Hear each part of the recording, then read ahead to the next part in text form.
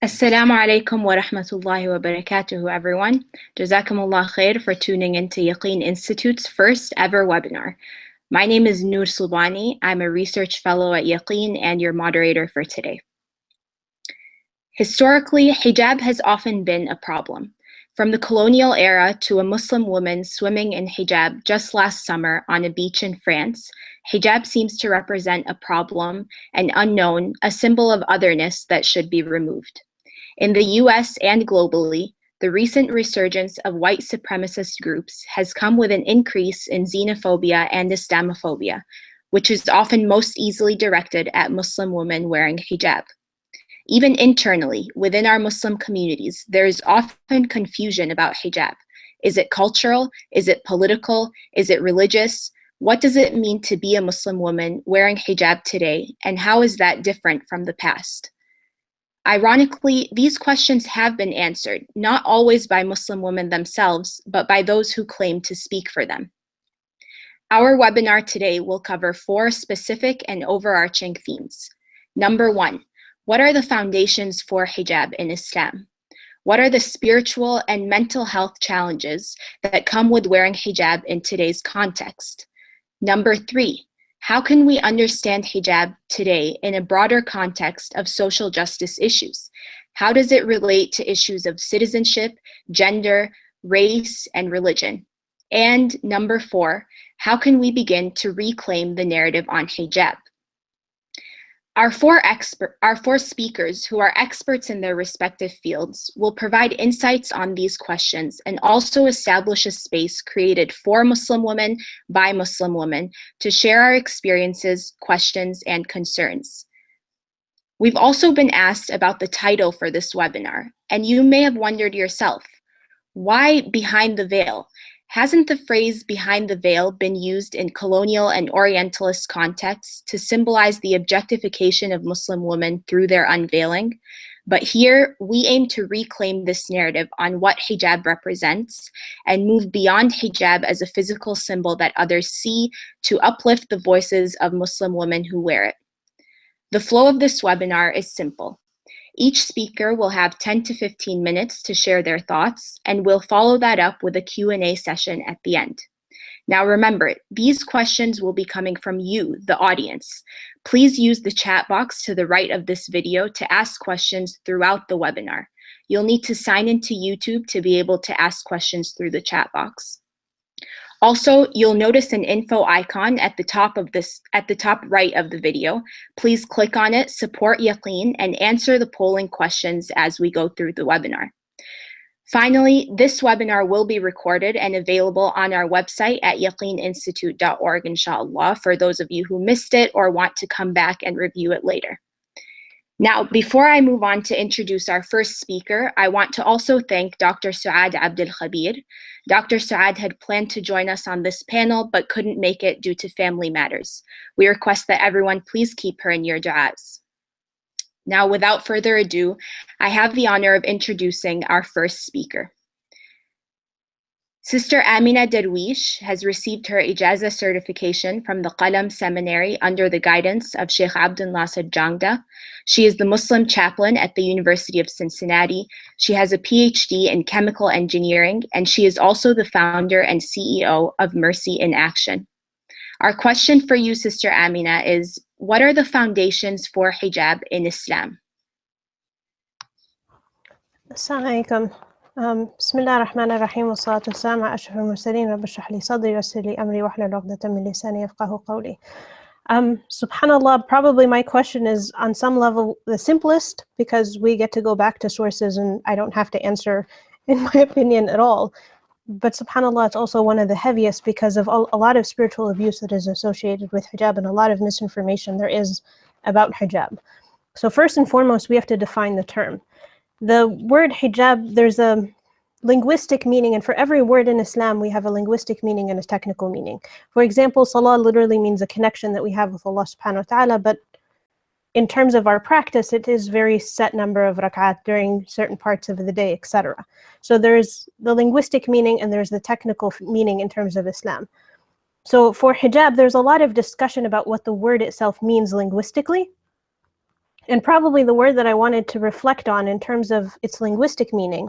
So your eyebrow in Arabic is called a hajib. And the reason it's called a hajib is not because it's actually talking about an eyebrow, but because of the bone right underneath it, which is your eye socket. Your eye socket is there that fits exactly around your eye, protects it, and allows you the ability to see. So subhanAllah, in the same way, a lot of the words of hijab can come from that, of its gives you the ability and the space to be who you are and hopefully be able to see and see inwards.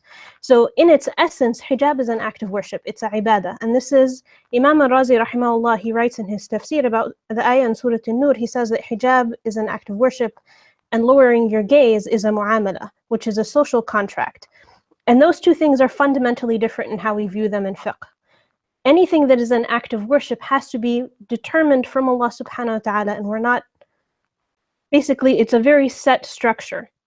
Whereas mu'amala, there's a lot more space, so a financial contract would be a mu'amala, salah, or any other traditional act of worship of how we understand it as a ibadah. So I wanted to hopefully delve into that ayah for a little bit. In Surah An-Nour, ayah 30, it says, قُلْ لِلْمُؤْمِنِينَ يَغُضُّوا مِنْ أَبْصَارِهِمْ. That first, the ayah 30 is actually addressing, could either address the men, or it can address the generality of believers. And this is kind of how the Arabic language works, where the male plural can specifically mean men, or it can mean a generality of all believers. And traditionally speaking, it means the generality of believers unless otherwise specified. So first, the believers are asked to lower their gaze and protect themselves from sexual desire. And that ayah stands on its own. The next ayah is specific to the believing women, because the way the Arabic language works is if it's directed to the female plural, then it's directed to women and the females in the plural. And then the next ayah says, قُلْ لِلْمُؤْمِنَاتِ. And again, it repeats, يَغْضُضْنَ مِنْ أَبْصَارِهِنَّ, that they lower their gazes, وَيَحْفَظْنَ فُرُوجَهُنَّ, and they protect themselves from sexual desire. And then the rest of the verse continues, and this is the point where it actually starts talking about hijab. And it's what it's saying, and again, we're going back to the term, so the Arabic ayah is talking about the khimar, which was traditionally something that you used to cover your head, and they was asking the women at the time to use the khimar to cover their chest area. And this is how we get a lot of the interpretations of what does hijab look like, what does khimar look like. And really there's, subhanAllah, there's a fallacy that about our fiqh, that when we study the Hanafi madhab or the Maliki madhab, that we're studying the opinion of Imam Malik. We're not. We're not studying the opinion of Imam Abu Hanifa. Their opinions exist in the madhab, as do thousands of scholars throughout the history of the entire madhab. But at the end of the day, even Imam Abu Hanifa and Imam Malik and Imam Shafi'i and Imam Ahmad ibn Hanbal, their jobs was to compile what it means to do the specific act of worship. It wasn't their own opinions. And they each have their train that goes back to a specific sahabi that we learn something from the Prophet ﷺ. And there are specific sahaba that were highly influential in each of the madhahib.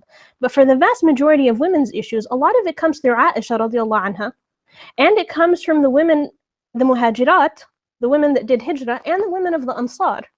So a lot of our interpretations of how we understand what the ayah means still fundamentally goes back to that original community of the Prophet ﷺ and how the women there interpreted it, and not necessarily something, we're not allowed to self-impose our own opinions of specific words, especially on matters of fiqh.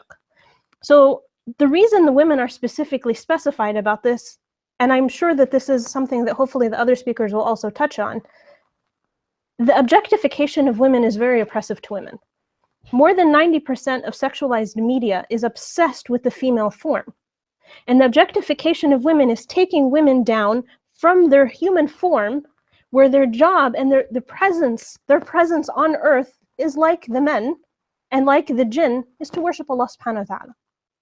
And Abdullah ibn Abbas radiallahu anhu, when he talks about the ayah that we all know, that it says, وَمَا خَلَقْتُ الْجِنَّ وَالْإِنسَ إِلَّا لِيَعْبُدُونَ, this is in Surah Al-Dhariyat, he's saying that worship in this word, in this ayah, means to know Allah subhanahu wa ta'ala. So every act of worship is supposed to bring us closer to our relationship with Allah subhanahu wa ta'ala. And if we as women, I'm not talking about men, I'm talking about us as women, how we view ourselves physically has a huge impact on ourselves and our interactions in society. And in the same way that sexualized media is communicating something to men, it's also communicating to women that this is what you're supposed to aspire to be. Like our highest aspirations in life are to fit a specific form, which is wholly just so insulting to our humanity and to who we are as believers, subhanAllah. We don't exist on earth to fit a specific form. And unfortunately, I think the study said that 10 million women and 1 million men in America struggle with eating disorders. And it's because we're still trying to fit a mold that is not specific to us. And this is just one example. There's countless examples of women that use bleaching creams. These are women across the world that will put chemicals and harm themselves physically to try to fit a beauty standard that wasn't even theirs in the first place. And subhanAllah, so this is our act of worship to hopefully liberate us and remind us that we are far more important inside than we are outside. And this is, I think, something that is important for all of us to remember. There's two hadith that I wanted to touch on that specifically mention this. The first one is from Abu Hurairah radiallahu anhu. He says, إِنَّ اللَّهَ لَا يَنْظُرْ إِلَى صُوَرِكُمْ وَأَمْوَالِكُمْ وَلَكِنْ يَنْظُرْ إِلَى قُلُوبِكُمْ وَأَعْمَالِكُمْ. Allah does not look at your images or your outer appearances or your money. And in fact, he looks at your hearts and your deeds. And there's another hadith, and this is probably one of my favorite. We have a women's halaqah here. And we were going through the 99 names of Allah. And one of the names of Allah that we were talking about is al-Musawwir. And we always share our experiences. And subhanAllah, we have such a diverse group of like ages, ethnicities, like backgrounds. Like these women come from every single thing that you can imagine. And we had this extensive conversation about beauty standards and how they have such a huge impact on us as women. And subhanAllah, the major takeaway that we had from that was this hadith of the Prophet ﷺ that is actually narrated by Aisha radiallahu anha. And she said that every time he was in front of a mirror, he would say, Allahumma ahsanta khalqi. That, Ya Allah, you've beautified my outer, now beautify my inner. And built into that hadith is already an acceptance that because Allah subhanahu wa ta'ala has created us, then it is already fundamentally beautiful. Subhanallah. So part of our reclamation of our act of worship that is specific to women is remembering that our act of worship brings us closer to Allah subhanahu wa ta'ala by realizing our true purpose of being on earth. May Allah allow us to do that, subhanallah. This is something that within the madhahib, all four madhahib agree, all four Sunni madhahib, forgive me, I don't know the Shia madhab, but within the four Sunni madhahib, it is a mandatory act of worship. And because it is a mandatory act of worship, we're part of a timeless tradition. We're not allowed to change the rules even if we're not allowed to do them. And so, even if we're not able to do them. So subhanAllah, there are a few things that are legitimate concerns. For example, if you genuinely fear for your safety, you have to listen to your intuition. I remember we had, it was a self-defense class that we did at the masjid. And we had a woman that was a cop, and she said, never was a woman attacked except that she sensed it before. We have to learn to trust our intuition, and this is why our spiritual development as women is so important, because we have to be able to distinguish in our intuition whether we're acting out of fear, whether we're acting out of a true danger that's coming, or whether we're acting because something is necessarily going to feed our nafs, and we don't want to do this. And ultimately, these are answers that we have to have in front of Allah subhanahu wa ta'ala. So that's one thing. Another issue that people might have is fearing a loss of income. And it's very easy for someone to tell a single mother, hey, you know what, stand up for your religion anyway. It's not fair for us to make that judgment. Ultimately, this is her act of worship, and she's going to have to answer to Allah for it. You do the best that you humanly possibly can. If you are able to find another job, alhamdulillah. If you are not able to find another job and you have people that are depending on you, then again, this is part of your relationship with Allah. And the reason I bring this up, so there's an ayah in the Quran that is talking about, it was talking about food. And at the end of the ayah, it says, فَمَنِ اضْطُرَّ غَيْرَ بَاغٍ وَلَا عَادٍ فَلَا إِثْمَ عَلَيْهِ. Despite all of these foods being haram, if you have no other option, if you're in the middle of the desert and you're going to die, eat the pork. And this is what the ayah is saying. But the ayah still specifies that you're not allowed to go overboard. So even if we can't wear the hijab as it is prescribed by Allah subhanahu wa ta'ala for whatever reasons, we still have to observe some amount of modesty. And because it's an act of, subhanAllah, how much more time do I have? Okay, I can't hear you. So I'm just going to keep talking until you really stop. I'm muted. You have a few more minutes. Go ahead. Okay. Alhamdulillah. So hijab is interesting because it is like fasting, for example. It's a state that you're in, which means that just because it has a physical presence doesn't mean that we, in any way, shape, or form, can disregard the spiritual presence and the metaphysical realities that are happening with us wearing hijab, subhanAllah. So there are societal benefits to it. For example, if you pray on time, you might become more punctual in your life, which is great, but that's not the point of praying on time. And in the same way that if poverty ended in the world, we would still fast because there's still spiritual benefits to it. And if we can't do the fast exactly the way that it is, we still do the best that we humanly possibly can. There's another thing that I wanted to touch on, and this is, I feel like because it's now hijab is the image of the Muslim woman, that a lot of women that are told that if you don't wear hijab, that we're going to wholly dismiss you as a Muslim woman. That's spiritual abuse, and that's very problematic because one act of worship does not change another act of worship. If you pray dhuhr, that doesn't exempt you from asr, and if you don't pray dhuhr, it doesn't make asr any less mandatory. So just because we do not know what people are going through, we're not allowed to make judgments about people and their Islam based on whether they're wearing hijab or not. May Allah protect us all. It's a very visible act of worship, and it's very difficult, which makes it interesting, but it also makes it difficult because people think that they are allowed to have all of these opinions about it. And just the last thing that I wanted to talk about, which really, really bothers me, there are these memes on the internet of like a woman, like a covered lollipop or an uncovered lollipop. Women are not lollipops. Women are not objects. And it's just the same objectification of women with this religious veneer. That's spiritual abuse, and that's not something anyone is allowed to do.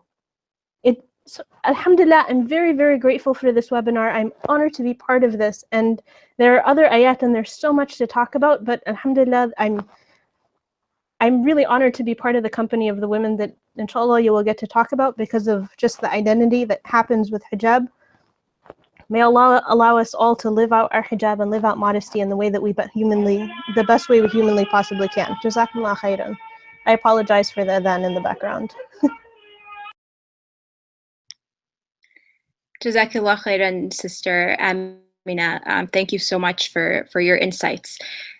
Before we move to the next speaker, I just want to remind everyone to continue to asking questions in the chat box on the right.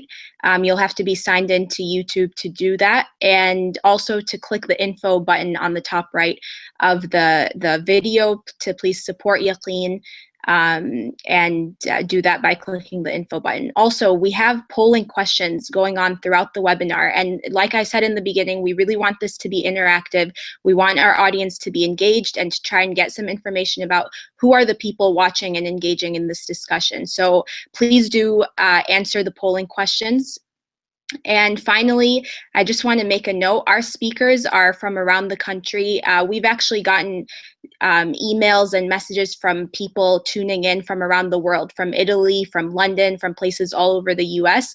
So I want to ask our audience to please go ahead and message us wherever you're watching on Facebook or YouTube. Let us know where you're tuning in from, so we can see that there are people from all over the world watching this webinar and engaging in this really important discussion. So now I'd like to move on to our next speaker. Sister Hosai Mojaddidi is the co-founder of the website mentalhealthformuslims.com, and she currently holds monthly self-development and spiritual wellness classes for Muslim women at Ta'leef Collective in Fremont, California. She has served the American Muslim community for over 20 years as a spiritual advisor, mental health advocate, a writer and an editor, a mediator, an interfaith organizer, and a public speaker. So our question for you tonight, Sister Hosai, is what are the spiritual and mental health challenges and opportunities that come with wearing hijab in today's context? Alhamdulillah, Bismillah ar-Rahman ar-Rahim, Alhamdulillah, wassalatu wassalamu ala ashraf al-anbiya'i wal-mursaleen, سيدنا ومولانا وحبيبنا محمد صلى الله عليه وسلم وعلى آله وصحبه وسلم تسليما كثيرا. Assalamu alaikum wa rahmatullahi wa barakatuh. I want to first thank the organizers for inviting me to be a part of such an incredible panel of talented women to discuss this very important topic, and to also thank all of the viewers from all around the world who are tuning in right now. Alhamdulillah, I'm very honored to be a part of this. As we all know too well, when it comes to representation in the media, our community isn't always presented fairly or honestly. In fact, a study that was done earlier this year by the students from Georgia State University concluded that alleged crimes perpetrated by Muslims received on average 449% more coverage than attacks by other groups. So it goes without saying that when there's such a disproportionate amount of negative media coverage about Islam and Muslims, the most visibly Muslim members of the community, which are often women in hijab, are vulnerable and likely to be discriminated against and even targeted. So this obviously presents a major problem, right? For Muslim women who ardently love their faith and they want to identify as practicing Muslims, they have to reconcile this desire with wearing the hijab and also having very legitimate fears of being attacked and just having to deal with the constant pressures that come with having a target on your back every day. So no doubt there are spiritual and mental health implications for many Muslim women in this position. Many times they can be overwhelmed with feelings of guilt and inadequacy for even having fear and anxiety in the first place. Doubting the strength of one's faith because they have these thoughts. These are obviously spiritual, issues that they might deal with. And then fear, right? Anxiety, just really dealing with those feelings, and then depression. So how can we overcome these things? I have three different things that I want to focus on. First, we have to accept that times are absolutely tough. And whatever fluctuations that we may have in our faith are actually very normal, and they're not necessarily because there's something wrong with us. It's just that we are living in really, really complex times, and we were warned that things would get difficult. The Prophet ﷺ told us that there will come upon the people a time when holding on to the religion will be like holding hot coal. So again, if we look at the world today, it's increasingly becoming more challenging to be a person of faith. Not just a Muslim, but people of faith are having a challenge because there's this intellectual war against religion in general. But in addition to that, there's also uncertainty and fear around us everywhere. There's political and civil unrest. There's the threat of domestic and foreign terrorism. There's blatant now discrimination and racism that's just becoming more and more widespread every day. We have serious economic and health problems. We have opioid addictions, sweeping across many states. Suicides are on the rise. Natural disasters. I mean, we've seen it all, especially just in recent years. So it's no surprise that people are having all these anxiety issues and just fears. And again, what we're describing is just here in our own, in the States. But if you look globally beyond that, there's famine, there's genocide and war and so many other horrible, atrocious things happening in our world today. So the world is just a complex place and people are scared. And Muslims, of course, we're like everybody else. We're going to have to deal with the fact that, we're just living in really difficult times. But we also have been given hope. Allah subhanahu wa ta'ala tells us not to, capitulate to external or internal fears. And in one verse in the Quran, he says, and whoever fears Allah, he will make a way for him or her to get out from every difficulty. And he will provide him or her from sources he could never imagine. So, the relief will come from places we wouldn't even expect. And this is a promise of Allah subhanahu wa ta'ala. And then of course we know the verse of فَإِنَّ مَعَ الْعُسْرِ يُسْرًا إِنَّ مَعَ الْعُسْرِ يُسْرًا. Verily with every difficulty there is relief. Verily with every difficulty there is relief. So we have to have hope. So the first thing is accept that times are difficult. Don't lose hope. And the second thing we have to remember is the powerful reminders throughout the Quran about how to cope with the difficulties in the world. Allah subhanahu wa ta'ala says, and hold fast together by the rope of Allah subhanahu wa ta'ala, and be not divided among yourselves. And remember with gratitude God's favor on you. So just in this one verse alone, we have three very clear directives. One, hold on to our faith, even if times are difficult, even if that coal is burning, hot. Hold on, try your best to hold on. Hold on to the jama'ah, right? To have unity and avoid division. And I think now more than ever, we need to hear and reflect on these messages of unity. And then to be grateful, to constantly remember the blessings of Allah subhanahu wa ta'ala. The Prophet ﷺ said in a hadith in Sahih Muslim, he said, verily Allah the Exalted is pleased with you by three things and displeased by three things. He is pleased for you to worship him without associating anything with him, to hold fast to the rope of Allah subhanahu wa ta'ala together, and to not become divided. And he's displeased for you to gossip among yourselves, to ask many unnecessary questions, and to waste your wealth. And the first two in this last part of what displeases Allah is very important for us, especially now, again, with just the controversies that we've seen on social media, to really reflect on, to not contribute to gossip, to any type of fitna, and asking unnecessary questions, to pry into things that are none of our business. These are reminders for us in this day and age to take seriously, and again, to stick together. Because if we really think about that, it's a lot easier, right, to hold on, this analogy of the hot coal, it's going to be a lot easier for us to hold on to it if we're all sharing the burden of holding on to it, right? It's kind of like a game of hot potato, I guess you could say, where we've all played it before. If I have to hold on to it for too long, it's hot. But if I know I can rely on my brother or sister to help me when it gets too hot for me, then we can continue, and rely on each other. And that's what we need. So as women in hijab, we have to remember we're absolutely, all Muslims, not just women, but because we're talking about this particular group, we're fortified when we lean on our fellow Muslims, brothers and sisters, but especially our other Muslim sisters, whether they wear hijab or not, for us to get together regularly and to really create those spaces for us to talk to each other and to share our experiences, to get strength when we're feeling weak, is so important. And this is one of the most things that I'm very passionate about encouraging women to try to get together as often as they can. And I always hear from sisters that it's difficult, that they feel intimidated to start circles of study, or even just to get together to have halaqas or just discussion groups, because they feel that they have to be qualified to do that. But I really want to stress that that's not true. We don't need that. You can absolutely get together and with other people, with other community members, however small or big you want to do it,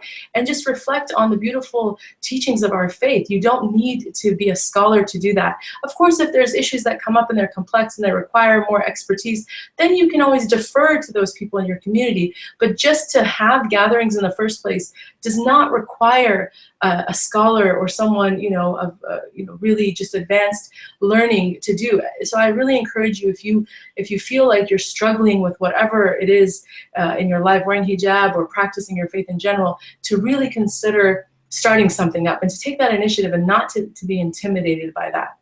Because we can never underestimate the power of the jama'ah. This deen, the entire faith is based on jama'ah. We need each other, and we need to lean on each other in times of tribulation and in times where we're tested. The last piece of advice I'm going to give actually has to do with really focusing on the spiritual giants of our tradition. And there are just so many amazing women that we can learn from. But I wanted to really just focus on one in particular, and that is Maryam alayhi salam, the mother of Ieasha alayhi salam. She was an absolute force of strength and high iman, and a fortress. Allah subhanahu wa ta'ala refers to her in the Quran as the one who guarded her chastity. And the word for guarded, ahsanat, has the same root word in Arabic as fortress, which is hisn. And when I say fortress, I'm not just talking about modesty and chastity here, because we know that Maryam alayhi salam, this is what she's often we usually refer to her modesty and her chastity. But I'm actually talking about the fact that she was so strong and she stood tall. She had command and she did whatever she needed to do to protect herself. her story, I think, is one of the most inspiring stories throughout the Quran, because what happened to her, I mean, subhanAllah, the fact, again, if you focus on what happened to her, a story where the Quran sort of just, picks up, that's one part of her story. But before she was even born is such an incredible part of her story, because it really gives us hope as women. Her mother, for example, again, just relating the story, her mother saw one day, before she had Mary, before she was expecting with her, she saw a mother bird with her chicks, and this just inspired this deep yearning for a child. So she made a very, very sincere dua, and she asked Allah subhanahu wa ta'ala to bless her with a child, and that she would devote that child to the service of Allah. So Allah subhanahu wa ta'ala, He accepted her dua, mashallah. And when she found out that she was expecting, she said, "My Lord, indeed, I have pledged to you what is in my womb, consecrated for your service. So accept this from me. Indeed, you are the hearing, the knowing." So this for me was like, subhanAllah, how many of us who are mothers, did we make such a dua before we were expecting? May Allah subhanahu wa ta'ala accept it anyway, but it's such a beautiful intention, right? That your child is really, you want it not just to have a child for the sake of having one, but really for the sake of Allah subhanahu wa ta'ala. It's such a beautiful dua. Now, what's even more amazing about this dua is that, and something that we as women should be especially focused on, is that at that time, it was more customary for boys to obviously be, in the service of the masjid or of Allah, and it wasn't really something that girls did. And so when Hannah made this dua, she was expecting that she would be blessed with a boy. But Allah subhanahu wa ta'ala, of course, knowing her intention, knowing her dua, did not bless her with a boy. He blessed her with a daughter. And even she was stunned when she delivered, and she said, "My Lord, I have delivered a female." And this is in the Quran, and Allah subhanahu wa ta'ala says, and Allah was most knowing of what she delivered. And then, and the male is not like the female. And then she says, "And I have named her Mary, and I seek refuge for her in you from shaitan, the expelled." So again, this beautiful, just Allah subhanahu wa ta'ala gave her something that she wasn't expecting. But why? There's wisdom in that for us as women to reflect on. Why? Because Mary turns out to be not, just your average girl. She's not someone who, her story, mashallah, again, when you really think about it and how much she's beloved in the world. We're not just talking about our tradition. In my estimation, I think she's probably the most beloved female in the entire world. From every corner of the world, in every language, people praise her, they turn to her. So she's not your ordinary girl. But what happened to her? Again, from a very early age, there were signs there. Her father passed away before she was born, so her mother decided to send her to her sister's house. Why? Because her sister was married to Prophet Zakaria. So again, subhanAllah, how amazing that she was going to have this life of being basically under the tutelage of a prophet, and to live essentially in the masjid. Now, when she got there and she started, she was obviously growing up in this environment, she didn't just sit back and, just kind of assume that she had it made, and, she didn't really need to do much for herself.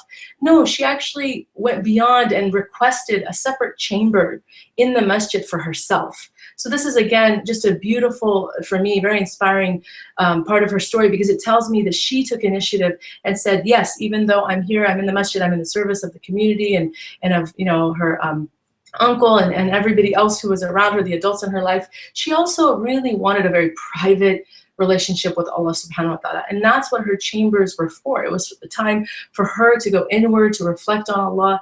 And I think a lot of times as women, we tend to always be doing for everybody else around us, whether it's our parents or our children, our spouses, or our community. We don't really take that time to really look inward and say, this is my path. And especially when it comes to hijab, I really want to encourage all the sisters out there never to let anybody interfere with this part of your, this is part of your path. It's part of what you do for the sake of Allah subhanahu wa ta'ala, and nobody has a claim on it. Nobody has a right to tell you how to do it or what to do. You have to take ownership of that and really claim that for yourself. And so, this is what she did. She had her own quarters. And another incredible thing that we can learn from her story is that she was so inspiring to the people around her. Again, in her, before her real story that we know of begins, we're talking about before that. But Prophet Zakaria, for example, he would witness her, and he just became so enamored by her spirituality and her love of Allah subhanahu wa ta'ala, because he witnessed her always, you know, praying and being in the secluded state with Allah, that he actually felt inspired by her strength and her high iman to make dua for a child of his own. And so Prophet Yahya alayhi salam is actually the result of that dua, but he made that dua by witnessing the beautiful, again, just display of love of Allah subhanahu wa ta'ala that Mary displayed. So this again is encouragement for all of us sisters out there, that we can stand on our own, that we have to really just accept that Allah subhanahu wa ta'ala created us, and we have our direct path to Him, and we don't need to always measure ourselves up to anybody else. And so another quick story, and then I'll wrap it up here, is one time when Prophet Zakaria he entered the chamber and he found Mary worshiping. He also noticed something remarkable that he was stunned by.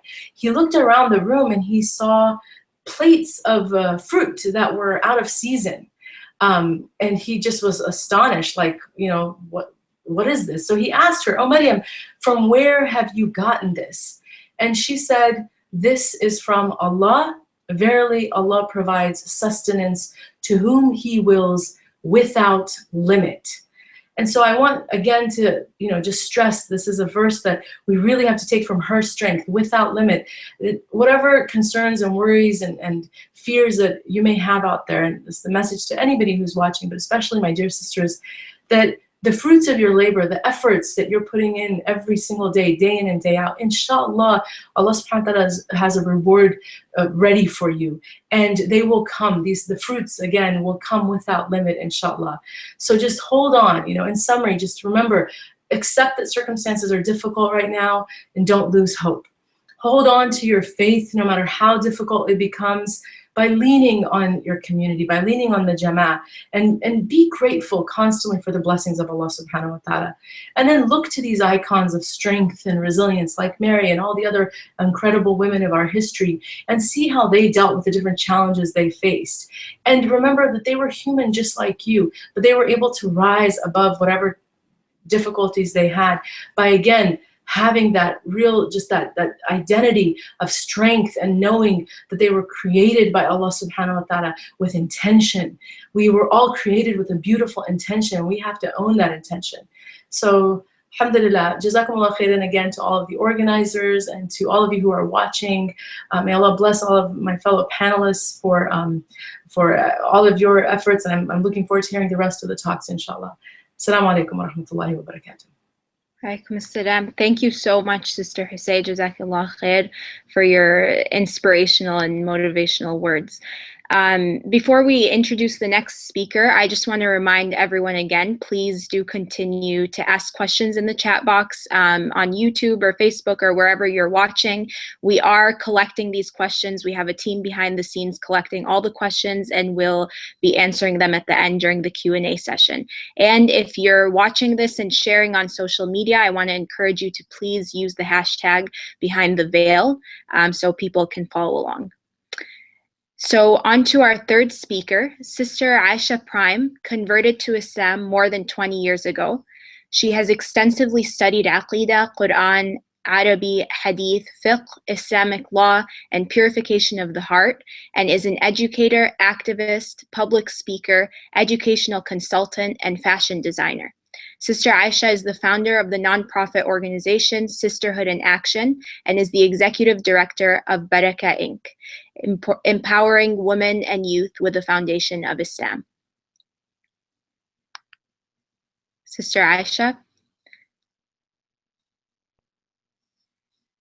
Assalamu alaikum. Wa alaikum assalam. Go ahead. Alhamdulillah. So the question I was asked was about the intersection of hijab and race and social justice. And I want to, you know, it's interesting. I as I listened to all of the speakers talk about, of course, the root words in the Quran that are related to hijab and the experiences that women are having, you know, I began to, of course, reflect on my own personal story. So I would like to start there. As a teenager, I converted to Islam as a result of being a youth ambassador. And I remember the first time, subhanAllah, that someone explained to me about hijab. And it was something that was, for me personally, so empowering that I wanted to be a part of that, right? But even more importantly, I remember I got into it this one particular day. I had a job interview, like most women. So I decided, you know, this day I'm a new convert. I'm not sure how I'll be perceived. So this day I actually won't wear hijab and, you know, go to this job interview. So as I got into the taxi, I, you know, read the taxi driver's name. His name was Muhammad something.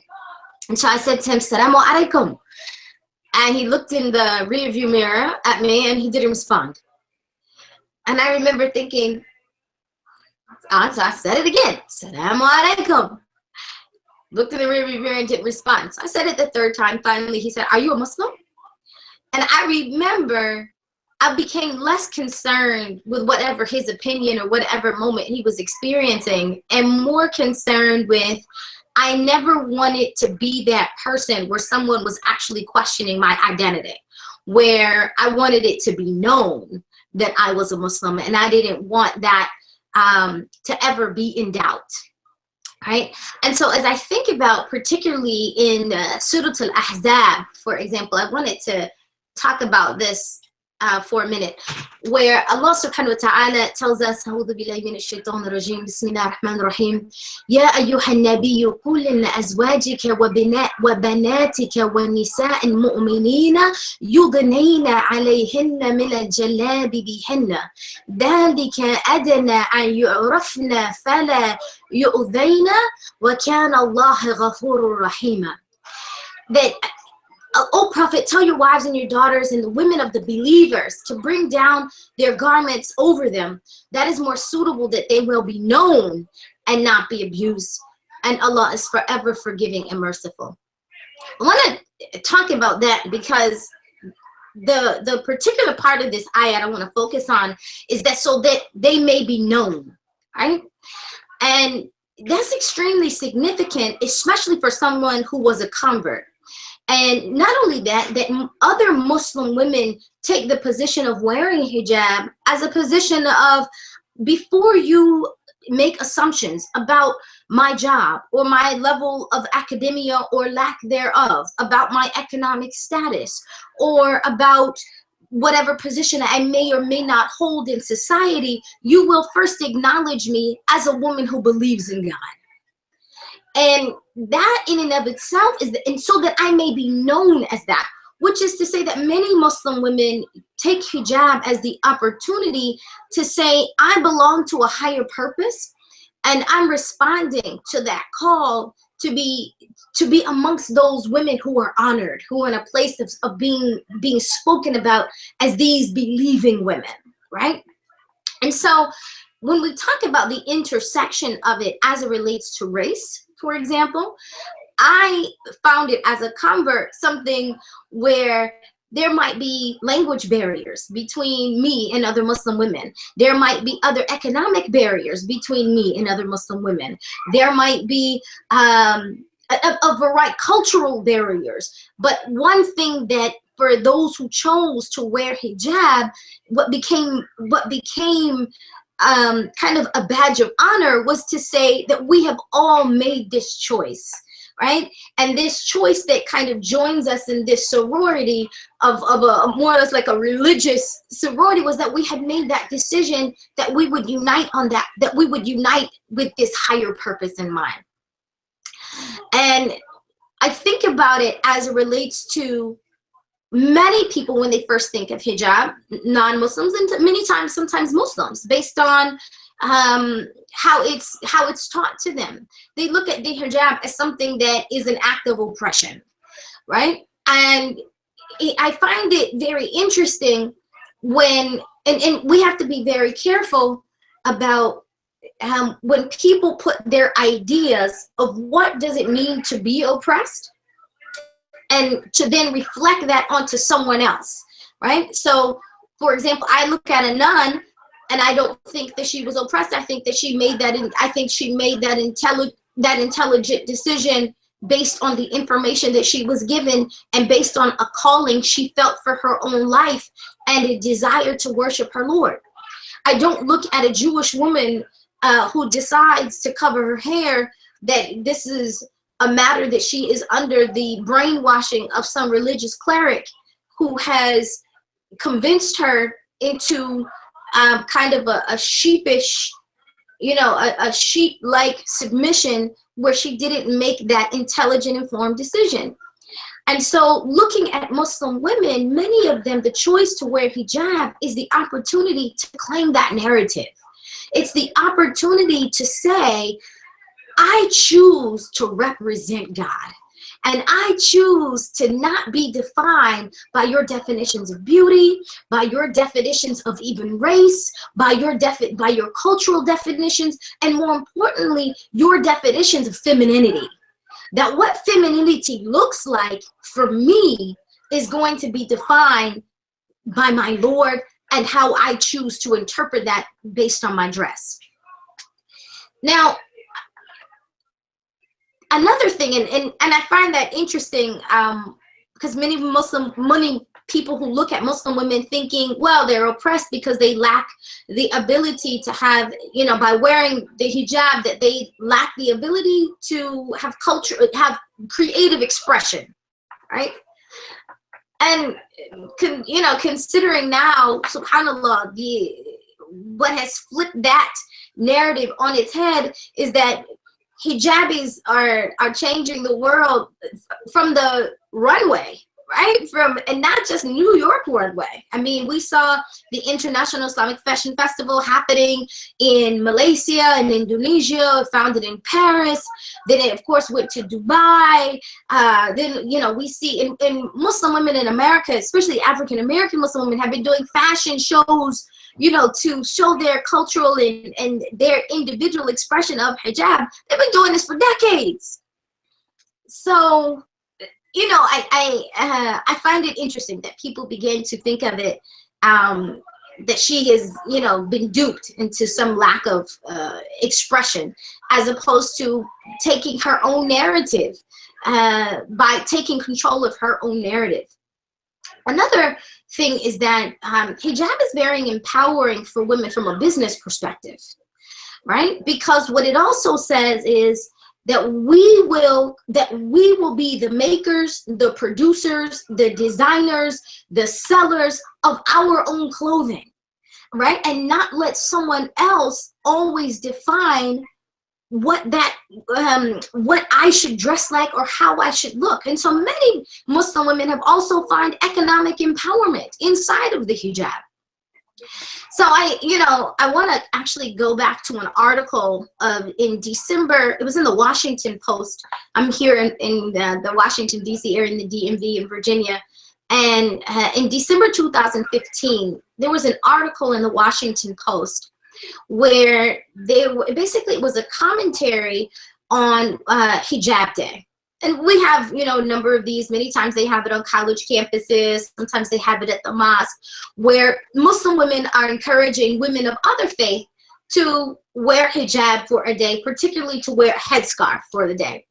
And in order for them to more or less feel some level of camaraderie with Muslim women, but also so that they may know what kind of pressure that would endure. And from what I've understand in times I've been involved with this, is that I feel that it's an opportunity for Muslim women to share their story with other women from an experiential standpoint. But in this article, it was actually taken as, well, why don't Muslim women just take off their hijab and then they can kind of experience this camaraderie and sameness as the rest of other women. And then it goes back to that verse that we talked about, right? Or it goes back to the definition of hijab in itself, that there is some level of, level of saying, I choose to be different. I choose to be known, right? I choose to be defined by God Almighty. And so, you know, as I thought about that article, it's interesting how we begin to reflect on otherness. Right? Allah musta'an. That we have decided that a piece of cloth, whether it's just draping her head or draping her head and her chest, or whether it's draping more of that, we have decided that that somehow puts her in a negative category, right? As opposed to the category that she defines what that is. So I also want to think about, there's several here in Virginia, there have been several conferences of women talking about pretty much like, this means that these women have become radicalized, right? Like if they're choosing to wear hijab because they're choosing to identify with this radicalization. And I think this is a responsibility, absolutely, of Muslims and Muslim women in particular, to begin to educate the public about, of course, what Islam is, to be an excellent representative of Islam while wearing hijab, also in opportunities to engage, so that they do begin to understand that it's this, the radicalization that has happened is not a political radicalization. It's actually a radicalized empowerment and a radicalized feeling of I control my own narrative. Also a feeling of femininity that says I will not be defined by the tightness of my calves or my bum. My beauty will not be defined based on how much of me my male counterparts can look at, right? That demeaning aspect, I'm not going to sell myself or open myself up for the whole world to see that I choose to cover. I choose to say my body is my business.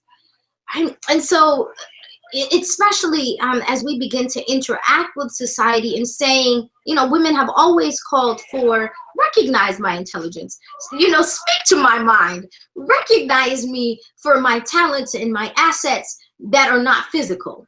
Right? And asking for that level of equality, you know, so I wanted to make those points.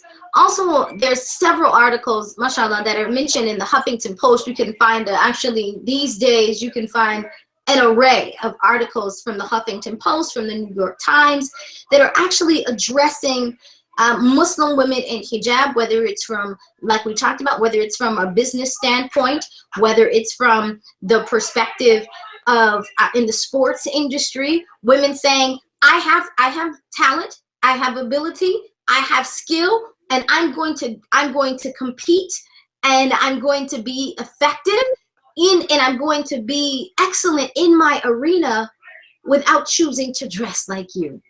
Right, so it's also redefining strength, what strength looks like. There was another point I wanted to point out. Last year, I'm sorry, at the beginning of this year in January, there was the National Women's March here in Washington, D.C. And there was an image that became very famous. And that was the image of a Muslim woman clad in the American flag, like the hijab being, the flag being her khimar, the covering on her head. And that just kind of created this, you know, this cacophony of voices around this image, because it was such a very striking and powerful image. On one hand, you had women who were excited to do it, to even, you know, be in the march wearing that flag as a hijab, to saying I'm a part of the American fabric, but also to say I'm like you, I'm a woman like you, right? That I have thoughts and feelings and desire the same things you want. I want good education, I want excellent healthcare for my children, I want safety for my life. Some women who chose to wear this flag said, I, you know, want other women of the world to identify with me in this, in my humanness, in my humanity. And then there was another side of Muslim women who said, I absolutely will not put an American flag on my head if that is the only way you can accept me. That the only way you can accept me as a Muslim is if I am dressed in your flag. Which is then to say, do you need to remove my cultural expression? Do you need to remove my ethnicity? Do you need to remove even my political views, maybe about the American flag, right? And some of the oppression associated with that. Do you need to remove that in order for me to be accepted by you, right? And so this diversity of voices created a wonderful conversation where, again, I looked at it on both sides of it, saying these Muslim women are saying, identify me as for my humanity, and the other Muslim women saying, but you will not belittle all of the wonderfulness that makes up who I am, right? And all of that cultural, social, economic, political understanding, and for all of the diversity that is associated with me as a human being, I will not whitewash that with the American flag. I will not simplify that for you with the American flag. And so, again, both sides of the equation are these wonderful opportunities where Muslim women are claiming their own narrative, right? And standing up and saying, I'm beyond my, beyond even my clothing. You're more obsessed about the clothing, which speaks to a shallowness in and of itself. You're more concerned about my clothing than less concerned about what it represents, right? And that in and of itself creates a fear in people. There was a few years ago, there was an article published called The Fear of Hijab.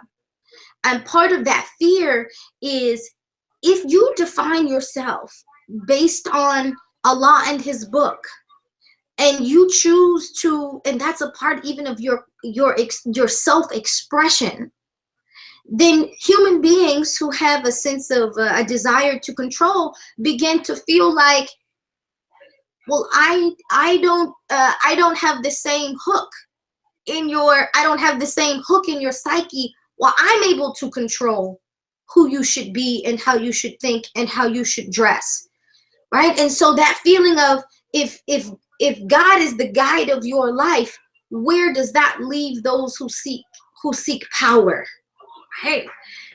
Especially, they find that very dangerous for women to be free thinking, right? Because part of when I look at this same verse in the Quran, so that they may be known and not molested or not harmed, part of that is to say, I cover my head, not my brains, right? And so my decision to wear hijab is a decision that's based on free thinking, right? That's based on, I will not be a slave to your ideas of beauty and fashion and politics and all of that. I will not be a slave to that, right? That I define that for myself. And we see Muslim women just kind of representing that all over the globe, whether it's the new president of Singapore, who's, big article, president of Singapore is a hijabi, right? Or of the woman on, Halima Touré on Cover Girl, who said, yes, I will be a cover girl and I will be a true cover girl. I will be covered. I will be a covered girl. And, those who are making, just great strides in sports and in business. And I just find it extremely significant that Muslim women recognize that it does matter, and that it is beyond just her control, but that it is a statement of her intellectual freedom, her intellectual rights. It is a statement of a global universal sisterhood, and it is a statement of freedom and empowerment.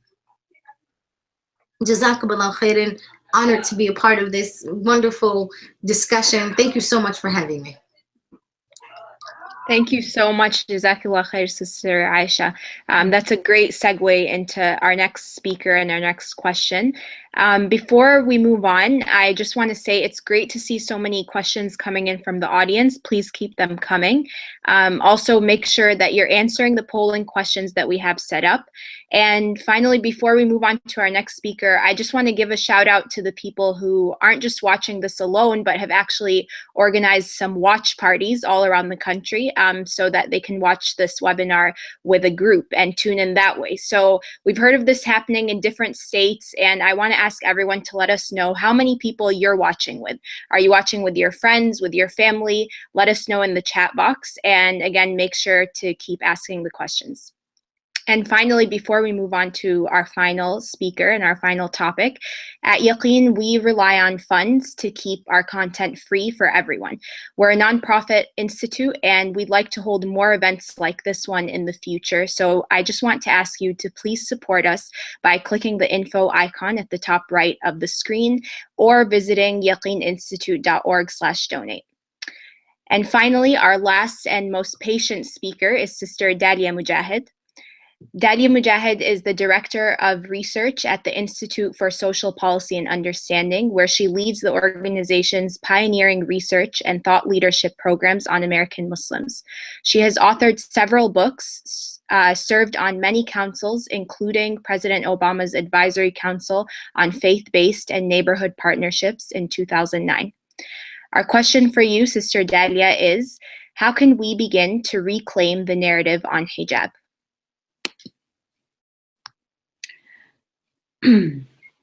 السلام عليكم.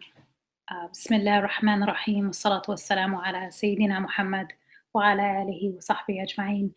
Thank you all for being a part of this webinar, and it's indeed a pleasure and an honor to share the virtual stage with such amazing women. I know that I've learned a lot from the previous speakers. What I've been asked to talk about today is how do we reclaim the narrative on hijab? How do we talk about hijab, explain hijab, and really frame hijab for ourselves and for those around us who are often asking us about hijab.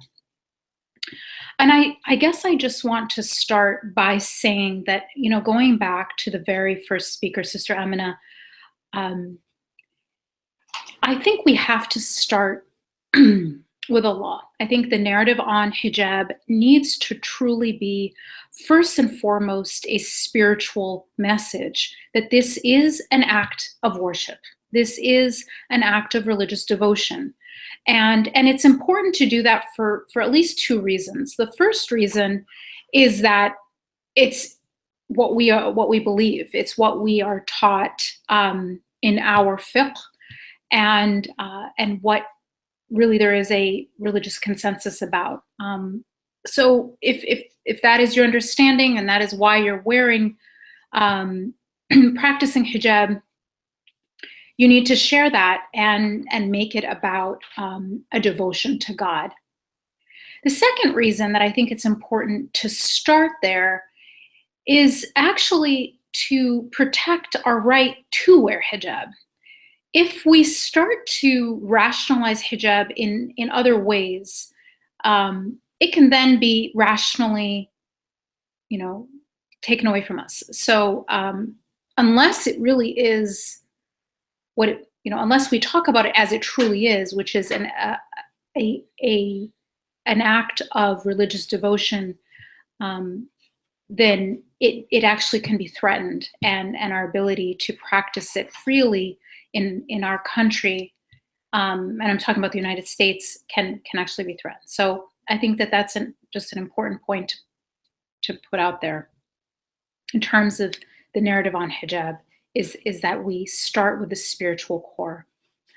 But in addition to that, I think that when it comes to the rhetoric about hijab, and when it comes to the way that people try to frame hijab as a symbol of oppression, it sounds to me, I mean, it sounds so cliche, so passe. Like, haven't we had this conversation for, hundreds of years? Hasn't this argument already been made?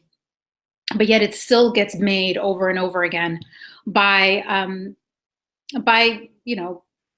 both people who are either don't understand or have some kind of agenda that where marginalizing Muslims is in some way an advantage. And I think for this, we need to really be able to respond coherently and proactively.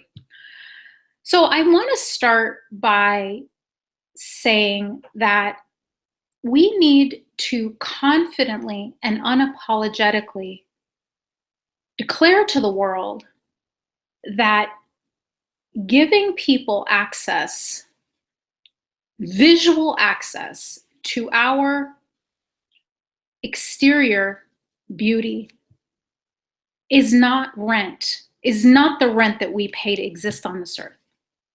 That, like so many of the other speakers said, as women, we are so much more than that. And nobody is owed access to the way you look when you're not wearing hijab. No one is owed that. No one deserves that except for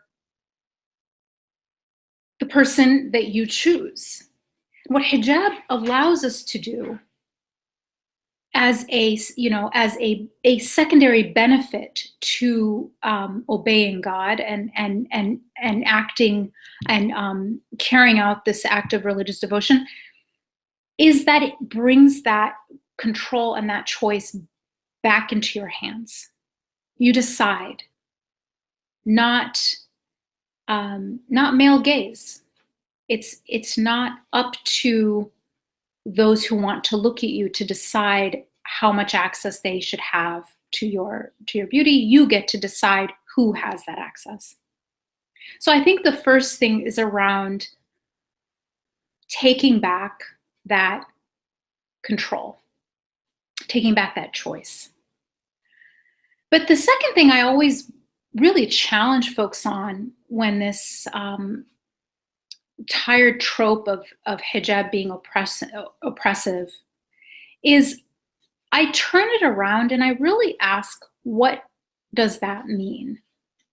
Rather than simply defending ourselves against this accusation, I think we need to unpack the assumptions, the implicit assumptions against, underneath that accusation.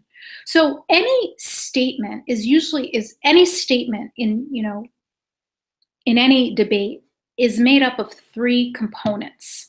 And if you learn what these three components are, you can break down any argument and be able to address it and engage it critically. So any debate or any statement is made up of these components. One is a premise. Okay, a premise is simply facts that you believe to be true. Okay, so a premise, an assumption about that premise, it's sort of the bridge, and then the assertion, what you're actually claiming. Hijab oppresses women. If we break that down into its components, let's do that together and see what we actually find underneath, right? What is oppression? Let's ask people that. What do you think is oppression? What is oppression? Oppression is the taking away of somebody's agency. It's the taking away of somebody's power. If I take away your right to vote, if I disenfranchise you, I'm oppressing you because I'm taking away your ability to influence your political reality. I am taking away your power. And in so doing, I'm oppressing you. So if you say that hijab oppresses women, That means what you're in fact saying is that by women covering their bodies, denying free access to what they look like to anyone who wants to look at them, by simply privatizing their exterior, they are without power. Their power has been taken away. Now, interestingly, when a man dresses exactly the same way, with his head covered in long robes, nobody says he's oppressed. Many men dress this way, right? All over the world, especially in very warm climates, by the way. And so we're saying that by being covered, a woman is oppressed, but by being covered, a man is not oppressed. What does that say about the source of a woman's power?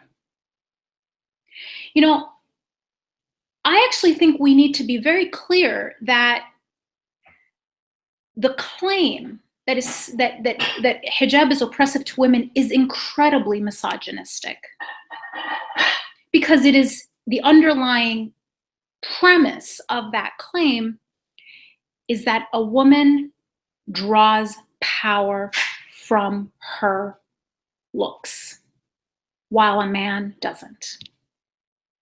And I really take this point further by asking people to just imagine, think about what pops into your head. If I were to say to you that you are, you're an ad executive, you're creating a commercial, and it's a commercial for a perfume called Power. And there's a feminine and a masculine version of this perfume, one for men, one for women. And this perfume is called Power. And you're trying to, find the right model and figure out what they're going to look like in this commercial for this Power perfume. What would the man be wearing? Would he be in a Speedo or an Armani suit? Power in our minds, when it comes to men, is a man who's fully covered in a nice suit. Now, what would the woman be wearing for the feminine version of this perfume? Power. And if we were truly honest, we would admit that in our societal, cultural convention, she would be gorgeous and have a great body and very generously exposed. And so it is this that we have to respond to. The problem isn't that if we choose to wear hijab are oppressed, but the fact that our society has been so socialized to accept that sexuality is where women draw power, and when a woman decides to privatize that, that we actually think she's oppressed. That accusation is built on oppression, and we have to be able to articulate this perspective and make people think. The second thing that I often hear when hijab is discussed is that some women are forced to wear it. That there are countries in the world where women are forced to wear hijab. And because it is sometimes forced, and sometimes even forced at the threat of violence, it is oppressive. It's oppressive overall to everybody. And again, this is an interesting assertion, because what we're saying is that if something is sometimes forced on women, even at the threat of violence, or if it's politicized, then it is inherently oppressive, even when someone freely chooses it as an expression of their spirituality. If we were to apply the same logic to something else that is forced on women way more often than hijab, which is actually sex, right? Women are raped. There is an entire industry of there's human trafficking. The rape is a weapon of war. So if we were to apply the same logic, that means that because it's sometimes forced violently and politicized, that even when someone chooses it within the boundaries of a consensual, loving marriage, that it is inherently oppression. It doesn't even make any sense. Is this view progressive or draconian? I think we have to always come back to 2 points. That hijab is about agency. It's about choice. It's about women deciding that this is how they want to express part of their spirituality. And that being threatened and becoming defensive by someone choosing a different way to be a woman is actually not dismantling patriarchy, it's joining it. If someone's feminism is to recreate the world in her image, she is not dismantling patriarchy, she is strengthening it. And I think we should be very clear about that. I find that the most hostile people, unfortunately, tend to be other women more than men. And what I feel is underneath a lot of that is insecurity. They can't fathom the possibility that someone would choose to do something different from them, that they are the normative standard to which we all must aspire. And when we don't, there must be something wrong. We must be brainwashed. We must be oppressed. We must have someone forcing it on us, because why else would we be insane enough to not want to be like them? So at the heart of a lot of this, unfortunately, is white supremacy. What I find very interesting is the intersectionality. We talk about intersectionality in terms of communities that are impacted. There's a lot of intersectionality on the other side in terms of Islamophobia and white supremacy. They are two branches on the same tree. And when you trace the Islamophobic rhetoric to its core, it is white supremacy in so many ways. The idea that you are oppressed if you decide to not be, to conform to a certain dominant culture, means that that dominant culture is obviously superior and normative, and everyone should want to be that way. And if they don't, something must be wrong. Somebody must be preventing it. And calling these things out are things we have to just do and be pretty strong and clear about it. I do think that the time for a defensive or apologetic response to hostile accusations against hijab is so over, and we just need a lot more moral clarity around it. At the same time, a lot of people just have questions and aren't hostile, and in fact, they are, they're maybe afraid to ask. And I think that having really honest conversations about what hijab means to you if you wear it personally, what it's done for your struggles and your triumphs with it, I think are great places to start. I know for me, on a very personal level, that being in environments and spaces where which are very male dominated, whether it's policy spaces or corporate spaces, they're not only hostile to Muslim women or hijab or whatever, but to women generally. They're dominated by white men, essentially, whether it's the corporate world or policy circles. And when I'm in those spaces in hijab, this unexpected, this unexpected impact of that, the unexpected side effect, if you will, or fringe benefit of being in those spaces in hijab is that I have already broken such a high threshold of fear just to be in that room. I have already overcome such a high threshold just to walk out the door in a climate that's so politicized and hostile, that being in that room, once I've already done that inner work of overcoming that fear, is like a cakewalk. I'm not afraid to ask questions because that's just so minor compared to what I had to deal with just walking out of my house.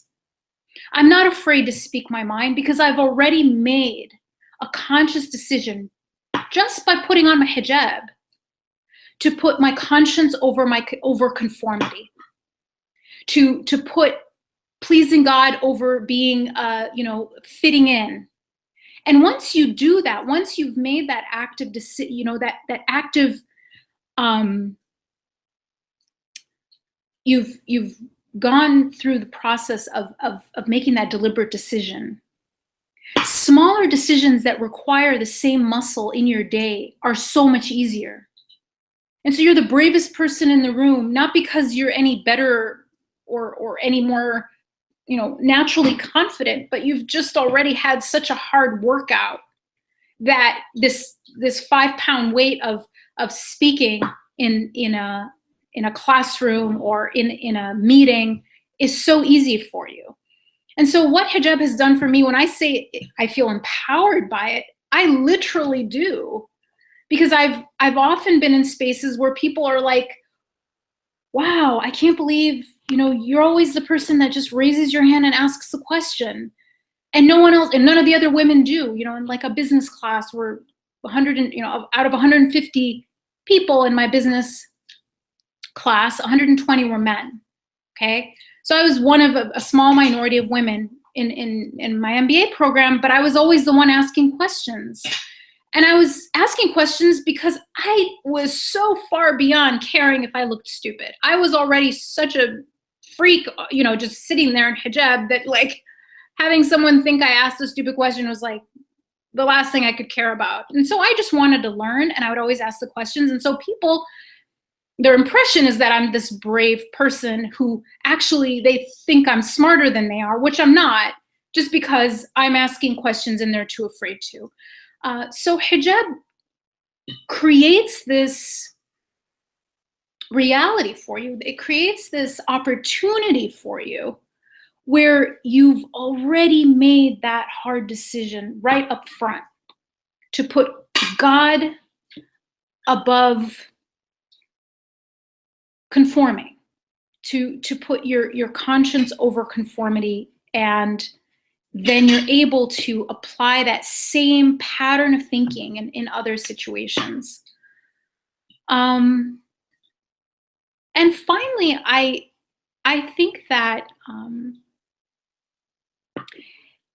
the idea is, and I think others have made this point, when we deny people certain access, when we make certain things more private, it also forces them to focus on what is relevant. And that is what we are actually saying, what we are thinking, what we are contributing intellectually. Every single woman, even if she's naked, deserves that. Deserves to be taken seriously for her mind. Being covered just forces that, rather than makes it a choice for the listener. because they just don't have any other information to go on. Your voice and your mind is really all they can see. It's all they have access to. And I think that that's a huge benefit for women in the professional realm. I mean, the idea that hijab keeps women back is a little strange to me, because you're only wearing it when you're in the public square. You're only wearing it when you're out. So it means that Islam assumed women would have an active role in the public square, because it stipulated what they would be wearing while they were out engaging the world. And I in my experience, it has been a huge benefit in that regard. Thank you.